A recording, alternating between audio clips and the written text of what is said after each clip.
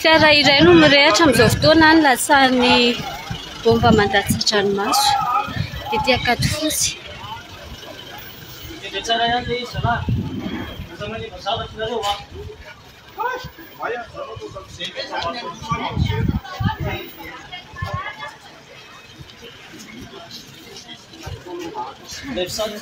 Nanina zao ty fiaranareo ty?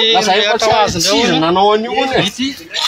ay azaka tiana aloha anao aloha Inona zany nahatonga an'io fiaranareo ohatra zao?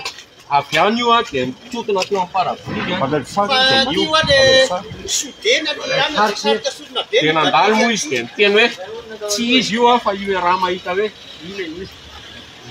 tsy raha ny tokony io fa malahelo tsy manana na bouchon ray aza fa ny zavatra ohatr'izao tsy mety mba mianara mitifitra aloha raha tifitra fa tsy zava-fananan'olona sakafo dia tsoahana le tsy izy ve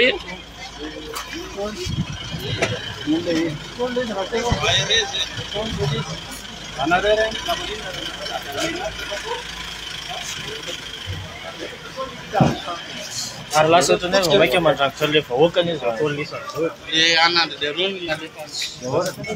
lasa atao mipambona kriminogène dia sy natao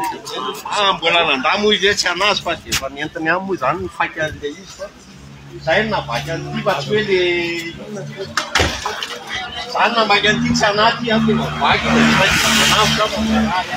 ahoana ny tena fahitanao azy teo